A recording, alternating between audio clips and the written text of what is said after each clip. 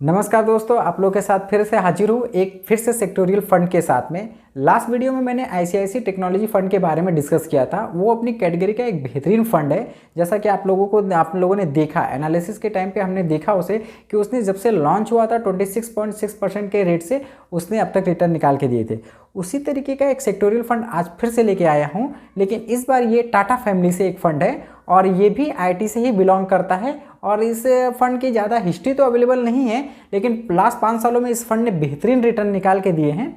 तो आज फिर से हम जानेंगे कि इस फंड के बारे में, इसके टेक्निकल पैरामीटर के बारे में जानेंगे, टेक्निकल एनालिसिस करेंगे कि ये फंड कैसा है। तो सारे पैरामीटर्स मैं आपके सामने रखने वाला हूँ, एनालिसिस करने वाला हूँ इस फंड के बारे में। और आप इन्वेस्टमेंट करना चाहते हैं तो ये एक बेहतरीन ऑप्शन हो सकता है आपके लिए। अगर एक छोटा सा एसआईपी शुरू करना चाहते हैं या आपके पास कुछ पैसे लमसम में डालने के लिए है तो वो ये फंड आपके लिए एक बेहतरीन फंड साबित हो सकता है। तो चलिए देखते हैं इस फंड के अंदर क्या चीज़ें हैं, क्या एडवांटेज है, क्या डिसएडवांटेज है। तो इस फंड को चलिए एनालिसिस करते हैं। दोस्तों, अगर ये चैनल आपको अच्छा लगता है, इस पे आए वीडियो अच्छे लगते हैं तो इस चैनल को सब्सक्राइब कर लीजिए और ये वीडियो को लाइक एंड शेयर कर दीजिए। जो भी लोग इन्वेस्टमेंट करना चाहते हैं उनके साथ इसको शेयर करना न भूलिएगा।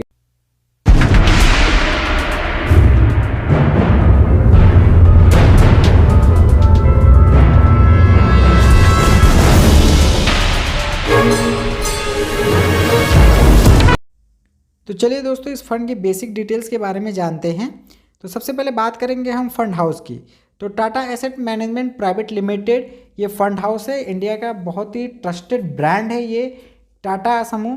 टाटा ग्रुप की बात करो, एक बहुत ही बेहतरीन ये जो है ग्रुप है, ग्रुप ऑफ कंपनीज है। तो ये एक बेहतरीन फंड हाउस है।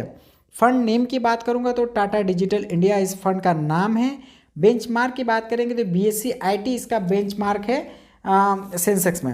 AUM की बात करूंगा तो 5,039 करोड़ 5,039 करोड़ रुपये इसका AUM है। आगे देखते हैं इस फंड के बारे में, जानते हैं और भी बेसिक डिटेल्स। तो लॉन्च डेट की अगर मैं बात करूं दोस्तों तो ये 28 दिसंबर 2015 इसका लॉन्च डेट है। रिटर्न सिंस लॉन्च की अगर मैं बात करूं इस फंड के बारे में तो ये तकरीबन 25.63% के रेट से इसने रिटर्न जनरेट करा है, जो कि काफ़ी अच्छा है। रिस्क मीटर की बात करते हैं तो वेरी हाई है। क्यों हाई है तो इसके बारे में बता दूं आपको कि ये एक सेक्टोरियल फंड है और सेक्टोरियल फंड जो होते हैं अक्सर वो एक खास रीजन में, एक पर्टिकुलर सेक्शन में अपना पैसा इन्वेस्टमेंट करते हैं। इनकेस किसी तरीके का भी उसमें पॉलिसी चेंज होती है, कुछ चेंज होता है, रिसेशन आता है तो उस सेक्टर पे सबसे ज़्यादा इफेक्ट गिरता है, उस सेक्टर को कुछ प्रॉब्लम होता है तो इसका असर सीधा सीधा फंड के ऊपर पड़ता है। इसके लिए इसे हम ज़्यादा रिस्की फंड मानते हैं सेक्टोरियल फंड को। एक्सपेंस रेशियो की बात करूंगा तो एक्सपेंस रेशियो इसका 0.39% है, जो कि काफ़ी अच्छा है एक इन्वेस्टमेंट पॉइंट ऑफ व्यू से, कि इसके लिए आपको आपके पैसे मैनेज करने के लिए आपको ज़्यादा पैसे नहीं देने पड़ रहे हैं। चलिए आगे देखते हैं इस फंड के बारे में। तो अब जानते हैं फंड मैनेजर के बारे में। किसी भी दोस्तों अगर किसी भी फंड में पैसा लगा रहे हैं तो सबसे पहले उस फंड मैनेजर को जानना जरूरी है, क्योंकि आपका पैसा इस फंड मैनेजर के हाथ में आता है, ना कि किसी फंड हाउस में। फंड मैनेजर ही वो इंसान होता है जो आपके पैसे को मैनेज करता है। तो इसीलिए फंड मैनेजर के बारे में जानना बहुत ज़रूरी होता है। तो चलिए जानते हैं। मीता सेठी इसके फंड मैनेजर हैं। ये 8 नवंबर 2018 से इस फंड को मैनेज कर रही हैं। इनकी क्वालिफिकेशन की बात करूंगा अगर तो bachelor in economics CFA chartered holder हैं ये। इनके एक्सपीरियंस की अगर हम बात करें तो करीबन 13 सालों का इनके पास एक्सपीरियंस है, 13 ईयर का एक्सपीरियंस है। और इन्होंने जो Codex securities, HDFC securities, Asian market securities में काम करा हुआ है। दलान एंड बोर्चा स्टॉक ब्रोकिंग के अंदर काम किया है। कार्वी स्टॉक ब्रोकिंग के अंदर इन्होंने परफॉर्म करा हुआ है। आगे देखते हैं रिस्क मैनेजमेंट के बारे में अगर मैं बात करूं तो इसका स्टैंडर्ड डेविएशन 22.46% का है। अल्फ़ा की बात करूं 4.40% है, जो कि एक बेहतरीन है, क्योंकि जितना ज़्यादा अल्फ़ा है उतना ही इस रिटर्न लाने की कैपेसिटी फंड की होती है। शार्प रेशियो की अगर बात करें तो 1.38% का इसका शार्प रेशियो है। बीटा की अगर मैं बात करूं तो 0.94% का बीटा है इनका। आगे देखते हैं इस फंड के बारे में।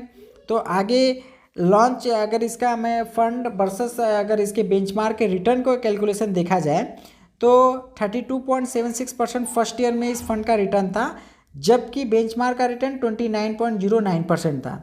अगर 3 ईयर में रिटर्न की बात करूँ तो 36.3% इस फंड का रिटर्न था, जबकि 33.22% बेंचमार्क का रिटर्न था। अगर 5 ईयर में बात करें तो 51.16% रिटर्न था, जबकि 38.50 आपके बेंचमार्क का रिटर्न था, जो कि यहाँ पे आप देख सकते हैं 1 साल से लेके 5 साल में हर बार एक अच्छे मार्जिन के साथ इस फंड ने अपने बेंचमार्क को बीट करा है। तो ये आप कह सकते हैं कि इस फंड ने लगातार अच्छा परफॉर्मेंस किया है अगेंस्ट द बेंचमार्क। अभी अगर इसके रिटर्न की बात करें सिंस लॉन्च की तो 25.63% का इसने अब तक रिटर्न सिंस लॉन्च से निकाल के दिया है। अभी इस फंड को ज़्यादा टाइम नहीं हुआ है, 5 साल ही हुए हैं, तो इसके आगे की हिस्ट्री अभी हमारे पास अवेलेबल नहीं है। 5 सालों तक का ही डेटा अवेलेबल है इस फंड के बारे में। आगे देखते हैं दोस्तों, इनका इन्वेस्टमेंट टॉप 10 होल्डिंग्स की बात करूं, अगर टोटल इनके पास 41 स्टॉक्स हैं, लेकिन टॉप 10 होल्डिंग्स की अगर हम बात करें तो देखते हैं कि उन्होंने किस किस स्टॉक के अंदर पैसे लगा रखे हैं। तो सबसे पहले बात करेंगे इन्फोसिस की। इसके अंदर इन्होंने 24% का वो तकरीबन अमाउंट लगा रखा है। फिर टीसीएस में इन्होंने 8.62% तक का पैसा लगा रखा है। एचसीएल की बात करेंगे तो 8.07% का। टेक महिंद्रा की बात करूँ अगर तो 6.75%। विप्रो में बात करूँ तो 4.6%। Airtel Bharti Airtel 4.07%। एम्फेसिस की बात करूँ तो 3.41%। परसिस्टेंस की बात करूँ अगर तो 3.15%। कॉन्जिजेंट की बात करूँ तो 2.5%। और साइनिन की बात करूँ तो 2.04% का पैसा इन्वेस्टमेंट कर रखा है। यहाँ पे अगर आप टॉप 5 होल्डिंग्स की अगर बात करूँ मैं तो आप देख सकते हैं फंड ने तकरीबन 52% से ज़्यादा पैसा अपना इस टॉप 5 स्टॉक जो जाइंट कंपनियां हैं आईटी सेक्टर की उसके अंदर उन्होंने इन्वेस्टमेंट कर रखा है। तो कहीं ना कहीं फंड ये ज़्यादा रिटर्न लाने से रिटर्न के साथ साथ स्टेबिलिटी भी देख रहा है, क्योंकि जाइंट कंपनियों के अंदर अगर इन्वेस्टमेंट का पॉइंट देखा जाए तो रिटर्न के साथ साथ स्टेबिलिटी के बारे में भी इस फंड ने काफ़ी अच्छा काम किया है और उसी तरीके से उसने परफॉर्मेंस भी दी है लास्ट 5 ईयर के अंदर में। तो चलिए आगे देखते हैं। अब हम बात करते हैं कि रिटर्न, क्योंकि रिटर्न ही वो पैरामीटर है जिसको सबसे ज़्यादा लाइक किया जाता है और मतलब हम पैसे लगा किस लिए, रिटर्न लेने के लिए।